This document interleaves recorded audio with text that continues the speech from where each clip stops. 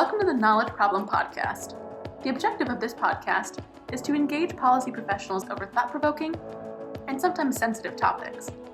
We aim to bring these professionals together in a way that does not feed into the tribalist narratives plaguing society today. It is my hope, and the hope of all involved in this endeavor, that by allowing these ideas to contend and challenge each other with mutual respect, everyone who listens will learn something not previously considered. The opinions and views of all guests do not necessarily reflect the views of the Knowledge Problem or of anyone involved in its production. Hello everyone, welcome to the Knowledge Problem Podcast. My name is Dominick Mellusi. And I'm Alex Pilkington. Today we have David McMullen. He is an Australian socialist economist who contends that global economic development in the 21st century will provide the necessary material basis for a classless, post-capitalist society. He hopes to reopen the socialist calculation debate. David, thank you so much for joining us. Why don't you take a minute to introduce yourself? I live in Melbourne, Australia, and I'm what you might call a 1968er, meaning I was swept up in the student radicalism of the late 60s. Some years ago, I wrote a number of papers spelling out a socialist model that relies on decentralized pricing. And I've also got a website called Simply Marxism. That's summing me up in a nutshell, I think. How did you originally get interested in the calculation debate? Was it from reading the socialist perspective or the Austrian perspective, or how did you come to find it?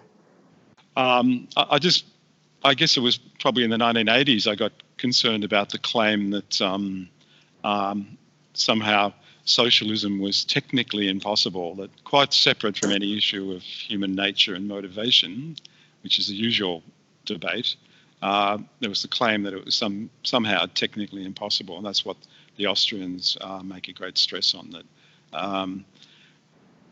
no matter how, even if you had everyone was a socialist angel, everyone who was highly motivated to make things work, you still had this technical problem that there was no way in a socially owned economy to calculate, to ensure that resources went to their best use and that people economized effectively. And I think that's what motivated me. And I read some of the Austrian material. I couldn't see any problem with decentralized transactions between socialist enterprises where there was a transaction, but it wasn't a market exchange. It wasn't a change in exchange of property rights. It was just a change in custody, that one enterprise would bid for resources from other enterprises, for inputs, for intermediate inputs, and they would receive those goods and use them in their own production. But there was no actual change in property ownership.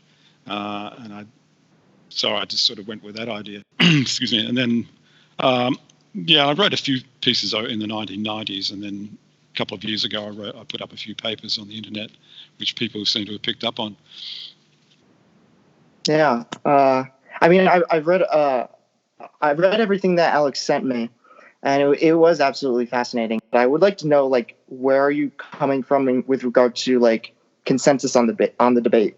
So, the story I'm aware of was that largely the Austrians, it was assumed, had lost the debate for several decades, but then Don Lavoie came along in the 1980s and revised it, and now there was a new consensus that the Austrians won.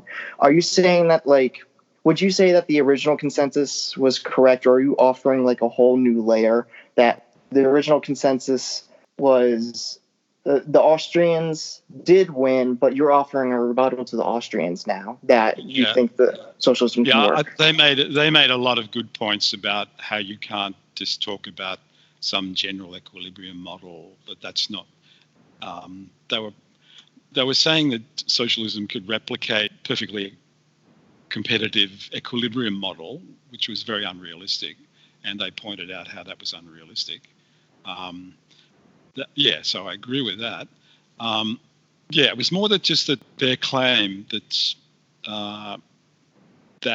you couldn't have a dynamic socialist economy with decentralized pricing. That's where they don't write a great deal about that. There's only a few references to it, and in Don Lavoie's book, there's only a small short mention where he just talks about something where von Mises says you can't compare a capitalist entrepreneur with a socialist manager. Well, that's like, what does that mean? I'm not sure. I mean, that doesn't somehow rule out entrepreneurship in a socially owned economy. But yeah. So it is. It's coming. It's not the old. They lost. I'm saying, okay, they didn't lose that initial debate, but I'm coming at it from a different angle, I think.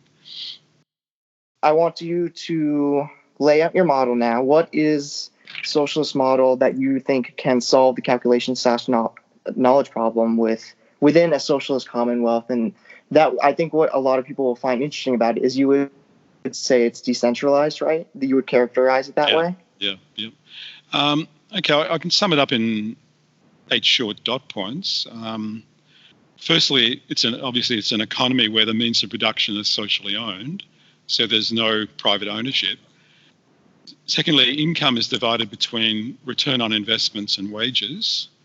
The former arises from the interest charges on investment and also economic rent or quasi-rent, and is spent on net investment.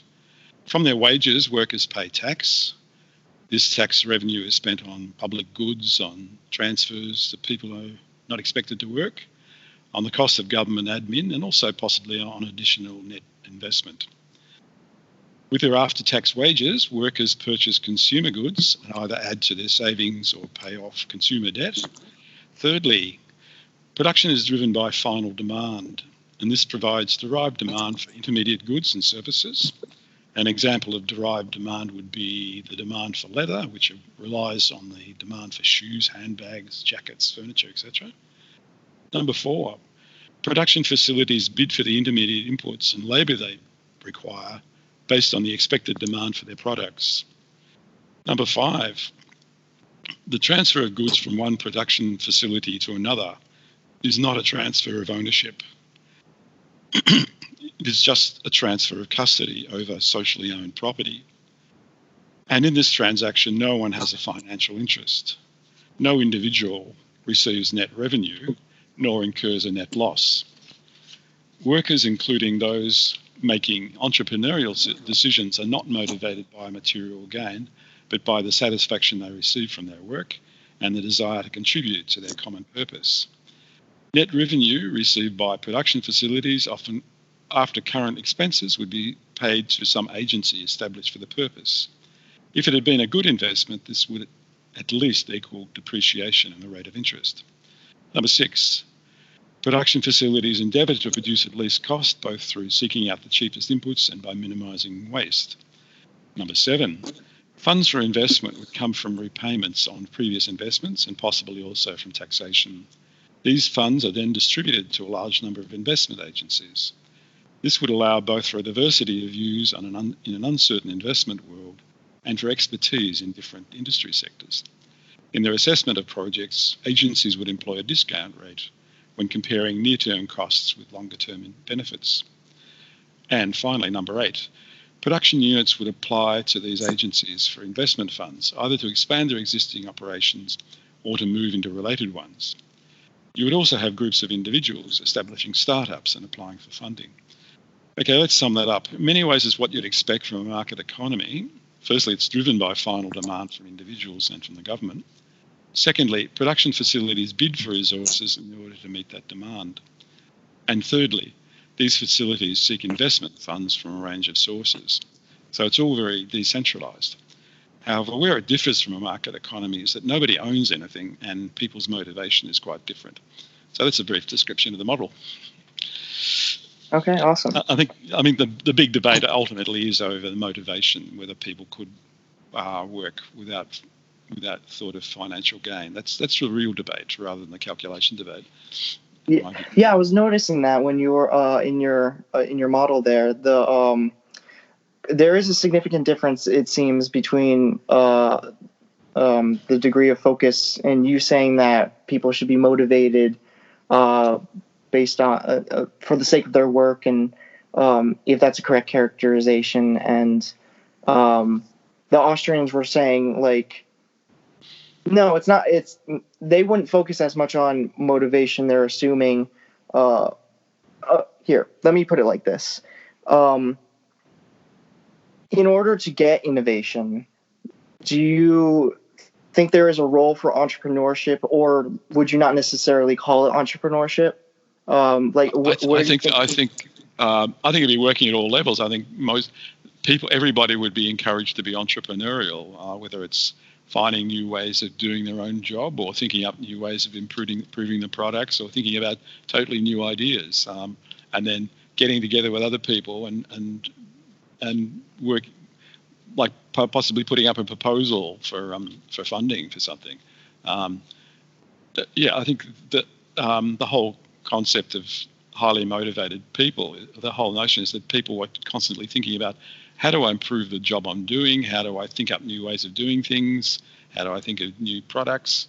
That could be if that's part of the culture. You could still have people who specialize in preparing proposals, or that are good at working out what's involved in a particular investment project. So there's a specialization there. But to me, I think there's a tendency to try to turn it into something mystical and magic. Like, I think Israel Kurtzner is a specialist in this area, where his focus is on this person called the entrepreneur, who's basically the only person who matters.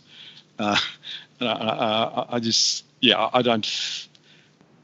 don't think that's true. I think everybody can be involved in entrepreneurship. Obviously, if you got an economy where everything's decided from the very top and no one's supposed to think about anything, they just do as they're told. Well, obviously, you have no entrepreneurship in that environment, but that's certainly not what I'm thinking of. I was talking to someone before getting ready for this, and we were going over your model, and one of the things that they mentioned, and it might be just be obvious to anyone looking it over, and considering your website is called simply Marxism, but would your model be based on the labor theory of value, and would there transfer of would the medium of transfer like dollars is for our economy, would it be like labor vouchers in your model? No, I don't think so. I think you'd find that, I think there's no, not consciously. You'd find that because labour is the most important thing you want to economise on, it would be. But I think also that there's an interest rate. There would still be an interest rate. If you're incurring costs in the short term for some longer term benefit, you have to have a discount rate, because people are going to be better off in the future. You don't want to. There's a limit to how much we want to sacrifice in the present for the future. So there has to be some sort of a discount rate, and also something to ensure we don't have projects that are dragging out forever producing anything. Yeah, so in that sense there'll be, and also prices, because they're not equilibrium prices in this system. They're all demand is coming in and pushing up or lowering prices beyond the cost, because output didn't quite match what demand was. So yeah, so they're not, the prices are not labor values. So have you had any interaction with any Austrian economists about your model, and have you proposed this idea to them, see if you can convince anyone? I think about 10 years ago I sent a copy of one of those papers to the Austrian journal. I forget what it's called now. Just got the Review of Austrian Economics. I just checked. Probably, yeah. I think it was that one. They sent back saying it probably wasn't a very good suit with their journal. So that was all. Yeah, that's about the only contact they've had. I'd be particularly keen to talk to Austrian economists about it. So if the opportunity arises, that'd be great. I'd be keen to get in touch with some of them, actually. Yeah, I mean, I would definitely want to see that happen as well. I would have spoken to, we had on the first episode Dr. Rosolino Candela. Yep. He went over the standard history and the Austrian point of view. I listened to that. Yep. Awesome. Yeah, I haven't. I wanted to go over with him your model for some time now, but with all the coronavirus craziness that's going on over here, he's been super swamped. But I will get to it eventually with him. I think that'll be a really interesting interaction to have. If I could offer what I think would be what he would say, one challenge of it, if Dr. Candela or Pete Becky were here, I feel like they would offer this as a challenge. So the knowledge or calculation problem is not just about communicating supply and demand. It's about pointing out that the very knowledge that is necessary for cooperation and calculation needs certain institutional arrangements to function. The knowledge that Hayek and Lavoie talked about was tacit and highly contextual. So without private ownership of the means of production, as Lavoie put it, the data do not exist. Does that make sense? And does that seem like something that would be an appropriate criticism of your model? And do you have a rebuttal to that? In this model, things can be as decentralized as people think appropriate. And so I don't see any problem from that point of view. I just think the only real debate is over motivation. Have some sort of social transformation where people feel sufficiently engaged with the society they live in and with the work they're doing that they work willingly and enthusiastically.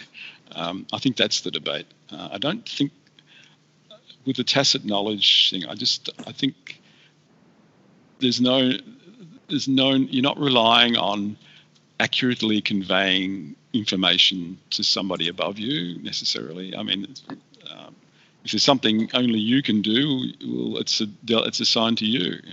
I don't think it's a problem. Yeah, I guess that would be more so a criticism of Long's model, because he was talking about, as far as I understand it, more like literally there being a board of people who would decide what goes where and what equations we would use to calculate the proper distribution and so on and so on. So I suppose the tacit knowledge criticism would probably be more appropriate to him. I think his model is generally confused with the sort of model I'm presenting. His model is usually presented as the decentralized pricing model, whereas the only pricing that's decentralized in his model is consumer consumption goods, so that there's a market for consumer goods and prices go up and down automatically with supply and demand. But all the intermediate goods, things that transactions between enterprises, the prices for those goods are set by a planning board, which they look at supply. They look at inventories to see whether supply is excessive or insufficient, and then they adjust prices and so it's a very centralized system. And Hayek quite correctly pointed to the various flaws and problems with such a system. But as I say, it's not the model I'm presenting. So one of the things I did want to know was, I guess, more about your background with regard to your intellectual evolution. What are some of the thinkers that influenced you most and got you aligned with socialist thought? Was it mainly Marx, or were there a variety of others? Yeah, mainly Marx and various other related people. I was belonged to various groups over the years, but in recent decades I've been pretty much unconnected to any group. But yeah, I have but as far as economics go, I mean, it's the economic issues. I think these sort of issues haven't been really. They weren't front and center, these kind of issues in when I was very much involved. It was more particularly during the Vietnam War, because Australia was also involved, and there was a draft in Australia as well. So there was a lot of opposition to the war, and then I think once that war ended, the left that I was part of tended to just fade away, and then it sort of morphed into all sorts of other things. But yeah, no, I think just mainly the views of Marx. I know I'm not being very. I don't want to tell you too much about my sectarian background. Okay. What particular groups I've been in. I think I consider myself a very orthodox Marxist. There's lots of fashionable views that came around, people like Mark Hughes and all sorts of people that sort of emerged during that period. I never really related to. Now, there is a couple authors that you let Alex know were actively still involved in the calculation debate that we hadn't heard of. right? So I really got involved in this debate. I started looking into it about a little over a year ago. So I really just immersed myself in it, and I really enjoy reading the literature on it. So I was very, very pleasantly surprised to find out that it's still kind of going on with the authors you mentioned, Cockshott and Cottrell. Yeah. So I wanted to know, what type of model are they proposing, and would you say it's a lot different than yours, and what's going on with what their proposals have? Yeah, their model is very different. It's a central planning model where where you have all the information is gathered together and it's processed, and then people are then told what to produce. They're relying very much on modern information technology, and they defend the labour hours as a measure of cost. They say that the sort of objections that von Mises and others raised can be addressed. They're saying that with modern information technology, the sort of large simultaneous equation systems there are methods of doing a good approximation to them. Like if you've got millions of simultaneous equations, even the biggest computer can't solve them in any sensible time period, but there's a method that gives you a good approximation to that. And the other thing is just modern telecommunications, that we're so networked now and with the use of product codes, it's very easy to transmit information about products.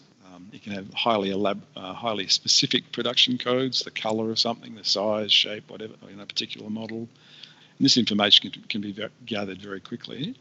And they have this view, okay, workers would be paid in vouchers denominated in labour units. However, the prices paid for goods would vary depending on supply and demand. Even though so that if there was a bit of a shortage or something, the price would go up. You wouldn't just ration them or have people queuing. The price would go up if there was oversupply to go down. And this would be a bit of a signal showing that to adjust supply of those goods. They also have that for workers would pay a fixed poll tax, a head tax, to cover government spending, whether it's public goods or payments to people who can't work or cost of running government, and also net investment. And there'd be a political process determining the level of tax and actually how it's spent. And they develop a number of mathematical techniques for determining the optimal output given final demand and the supply of labour, and also constraints on by production capacity and inventory levels. So and on the labour values, they address some of the issues raised by the Austrians. So you can still have a discount rate. That would mean that labour with a later time date would be valued less when assessing the cost of a project. With the fact that there's all sorts of skilled levels of labour, you could include a labour embodied in the training, so that a skilled worker would count for more because you would include the labour that went into training them. You could also grade workers by experience, so that you wouldn't just simply assume an inexperienced worker was equal to an experienced one. And also when exploiting depletable resources, you'd take into account the need to invest in discovering new resources, and this would be deemed as an additional cost of using that resource. So I think they're the sort of four objections that von Mises raises. So summing that model up, it's detailed information can be gathered quickly and processed quickly. In the planning process, goods will be costed at labour values, and final output will have prices that diverge in labour because of excess demand and supply. I think it's just a model that the Austrians should debate more. There's a couple of articles. I think Horvitz wrote something on tacit knowledge, and someone called Brewster. But there's been a couple of, but I think there needs to be a lot more discussion of this model. I don't think they've come to the real heart of it. The calculation debate is not closed. I think it should be wide open. I definitely agree. I think it's a fascinating subject, and I think if we want to, considering socialism's back into the mainstream conversation, at least in the United States and Britain, as far as I understand, I think that this is an issue that is often overlooked, but I think it should. I do think it should be brought up more, because I think it brings up the true nature of economic activity. I think if it could be shifted to either being focused on calculation itself, knowledge itself, or in your case, motivation, I think any of those would be a great focus. Yeah.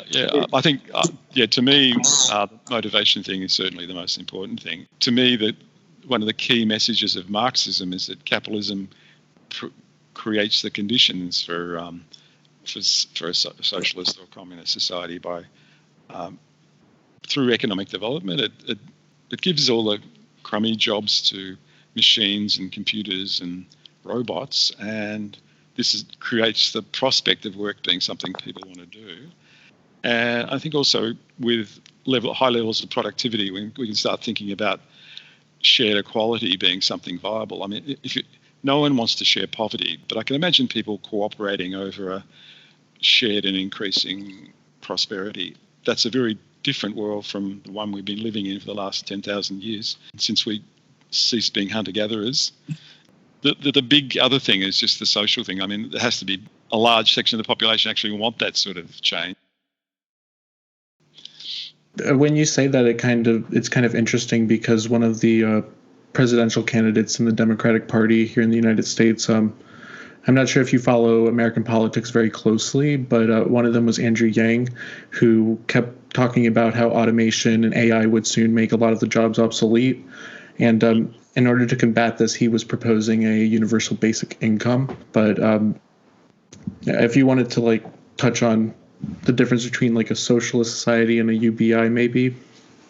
Well, I think I have reservations about UPI. I mean, I think the main thing is to have jobs for everyone, rather than giving up on people, like saying, you don't fit in anymore, we'll just give you some money to go and rot somewhere. I think it's important that there's full employment and that people get the skills and training they need to ensure that. So not very. I don't. I think it's important that there's a bit of a safety net for people, but I think a lot of this UBI is sort of a bit defeatist. It's a rather negative response to automation, I think.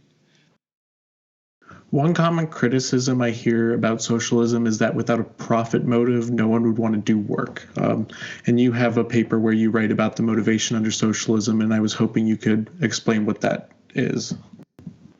Yeah, okay. I could probably just go through that. It's a bit of a, I mean, this model becomes a little bit of an academic exercise unless there's a story about the possibility of people wanting to work for its own sake and the desire to contribute. I mean, in my model, you still have financial considerations. If you don't get paid if you don't go to work, and a tax that may be used in this system is a poll tax, and that means you have to work in order to pay your poll tax. That's a head tax, which is regardless of whether it's not an income tax, you have to pay it. So you'd be obliged to work just to pay that off.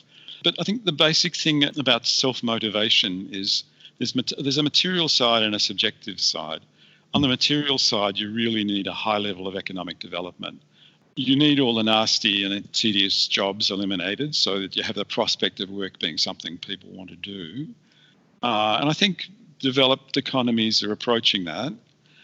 You also need a level of productivity that means that equality of income doesn't mean shared poverty, it means shared high living standards. No one wants to share poverty. Under conditions of poverty, everyone's scrambling over each other to get a better slice of the pie. Now, once again, I think in developed economies we're approaching that level of affluence where everyone could have a living standard which is something that people would be happy with.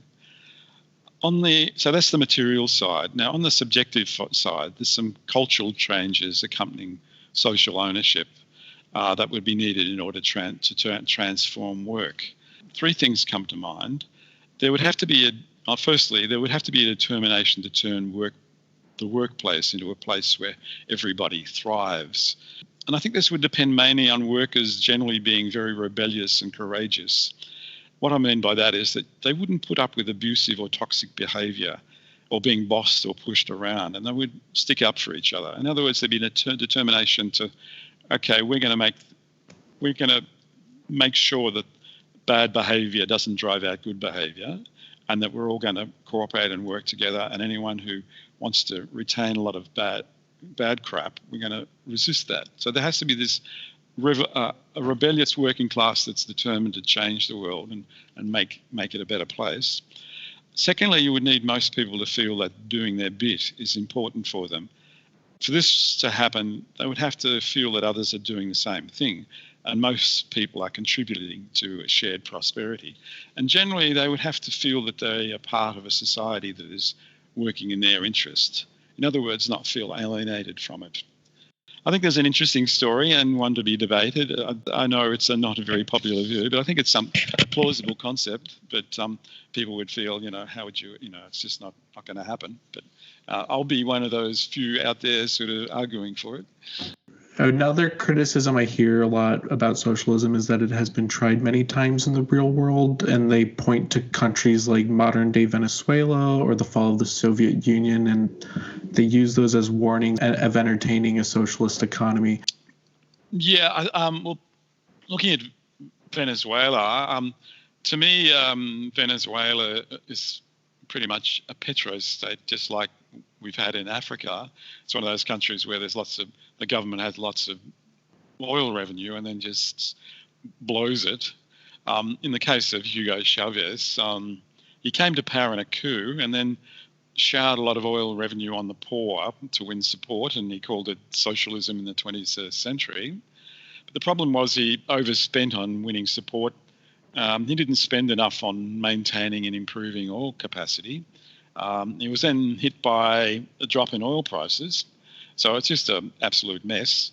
And at the moment, what they seem to be doing is they're using all their oil exports to fend off bankruptcy. And that means that the import needs of the population are coming off very much second best. So what you've got is socialism for the generals and empty stomachs for the masses.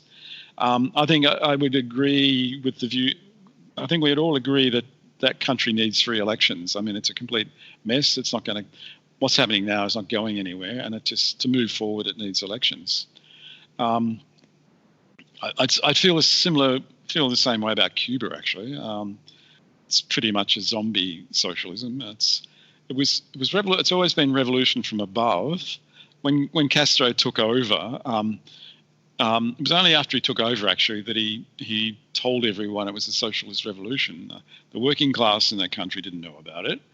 So it was very much a revolution from above. There was also those underlying problems. It was a very backward country, so I don't think it had those conditions where work could be something people wanted to do. It was pretty crappy.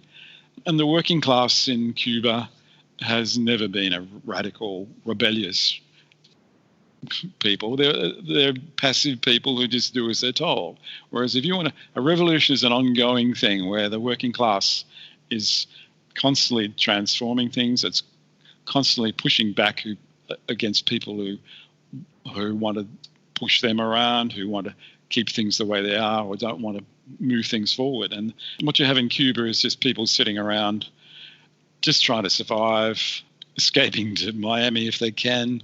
Yeah, so once again, I think the best thing for there is elections. There's nothing about their socialism that's worth rescuing. And in saying that, that would make me very unpopular with a lot of people on the so-called left. But yeah, you could say I'm somehow washing my hands of them. But I think there's that. To my mind, they do not discredit socialism ultimately, because there's, firstly, in the case of Venezuela, that was just a joke. That's just bogus. And in the case of Cuba, it's just there's just the conditions weren't there. And they made too many blunders, and now it's just a mess.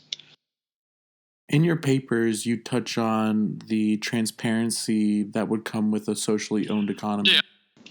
Yeah, I think, certainly in places like the Soviet Union, you had a hell of a lot of secrecy because you had the Cold War, so a lot of secrecy. So that was the exact opposite. But I think if you just leave aside that, you can have a lot of openness, open communication between production facilities, and so they're not competing with each other in a commercial sense.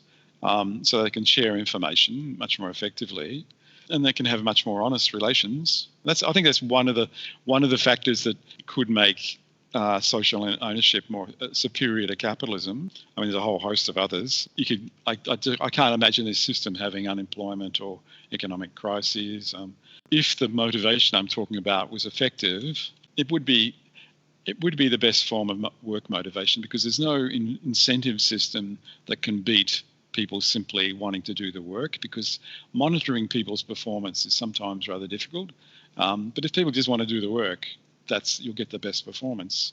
There's lots of reasons how this system could be superior to capitalism, but at the moment, that's certainly not the perception.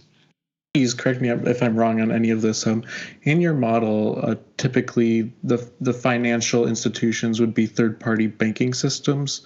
Those would receive their funds through the poll taxes. Yep. Is there a way to ensure that manipulation of those funds or favoritism doesn't pan out? I think, that would be a problem, and that's where having population of people who won't put up with that sort of nonsense. That's the struggle, that's the battle. You need a critical mass of people in society who are really trying to push things forward, trying to make things work, trying to combat people doing things bad, who are doing bad stuff. And that's where the success or failure lies. It can go bad if you don't have that mass revolutionary movement of very rebellious people who won't put up with nonsense and have a vision of how they want to see things improve and develop. And do you have any final thoughts? I'd like to see more debate on this issue. At the moment, there's quite a lot of discussions. I mean, it's probably up to me because I'm one of the few people saying this sort of stuff. But there's lots of books coming out on socialism. Rand Paul brought out one recently. I've just got a copy of that, and I need to engage with those sort of people. And he's got a whole chapter on how the Nazis were socialists. Well, okay, they called themselves socialists, but to me, it's not. To me, socialism is about a revolutionary working class transforming society, whereas Nazi Germany was about a pack of extremely rabid nationalists whose main aim was to occupy Eastern Europe, kick out the Slavs, and replace them with Germans. That's not my idea of socialism. But anyway, I'm certainly keen to get more out there and participate in the debate about where we're going and is socialism dead or not. That's great. David, thank you so much. And if you wanted to get any more last words in? I think that's about it. Okay, Alex, I'll catch up. Thank you so much. Okay, bye-bye. Bye.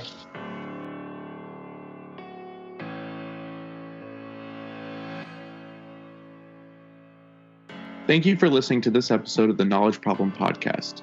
If you liked the episode, please subscribe to us wherever you get your podcasts. Also, consider following our social media accounts to stay up to date on new developments in the show and to share your opinions. We'd like to give one final thank you to our guests today for taking the time to engage in productive conversation. We would like to also thank our sponsors, Young Voices.